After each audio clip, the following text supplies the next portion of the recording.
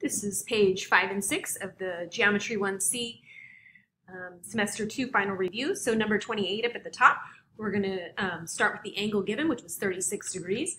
And then we have the hypotenuse and the adjacent side. So I used cosine of 36, set it equal to the adjacent over the hypotenuse, made it into a proportion, did the cross product, divided both sides by the cosine of 36. I got 24.7.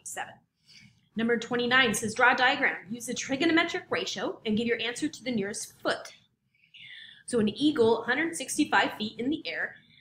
So I went straight up 165 feet, spots its prey on the ground. The angle of the depression to its prey is 15 degrees.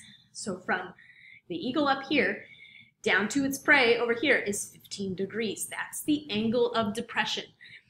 That makes this angle inside 75. How did I get that? Together they should be equal to 90. Okay. What is the horizontal distance between the eagle and its prey? So if that's 75, that's obviously 90. So we subtract both of those from 180. I got 15 degrees down here. And then I knew my opposite was 165. And my adjacent is what I want to find. So I used the tangent of 15. Made it into a proportion, did the cross product, and solve.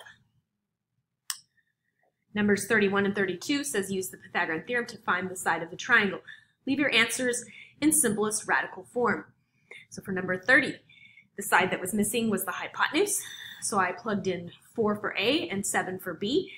Squared 4 got 16, squared 7 got 49, added them together, and then took the square root of both sides. 65 is prime because it's only two factors are 5 and 13, which are both prime. So there was nothing to pull out. So the simplified radical is the square root of 65. Number 31, the missing side is a leg in this case. So I plug that in for A, plug 6 in for B, plug 13 in for C, squared everything, subtracted the 36 from both sides, took the square root, and I got square root of 133. Again, it's already simplified, but always look for perfect square factors to come out. If you need help with that, let me know. All right. Number 32. Find the measurement indicated in each parallelogram. So on number 32, I changed it to an X, but you can leave it as a question mark. These angles in this parallelogram are consecutive, so they should be supplementary, which means they add up to 180. So I said X plus 34 equals 180, subtract 34, got 146. Then on number 33, they were opposite. So opposite angles in a parallelogram are congruent. So if this one's 60, then that one's got to be 60.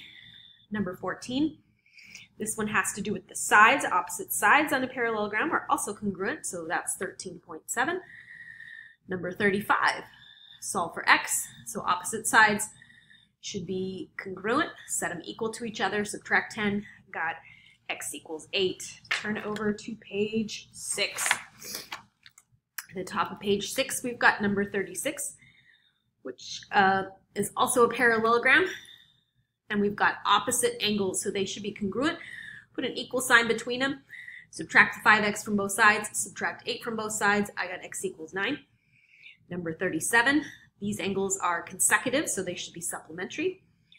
That means you're going to add them up to set it equal to 180. Combine your like terms and then do inverse operations till you get the x by itself. I got x equals 5. Number 38 is a midsegment. So you're going to add the two bases and then divide by 2. Number 39 is also a trapezoid. So you would add the two bases and divide by 2. Set that equal to the midsegment. Then I made it into a proportion. So I could do my cross product, make sure you distribute over here, and then do inverse operations until you get the x by itself.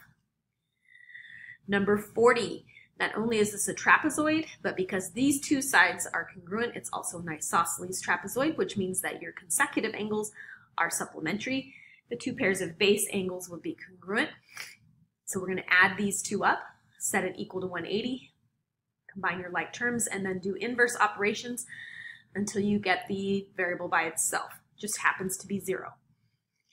Number 41, find the area of the circle. Leave your answer in terms of pi. So the area formula for a circle is pi r squared.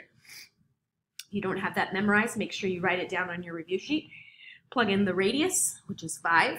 5 squared is 25. So in terms of pi, it's 25 pi centimeters squared. Number 42. Again, find the area, but this time it's just a sector. So we only want 240 of that circle. So I put that in the numerator, 360 in the denominator.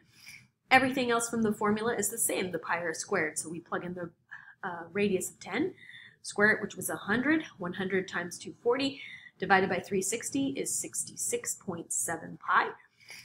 Then we multiply it by the pi button on your calculator. I got 209.4 miles squared when you round to the nearest tenth.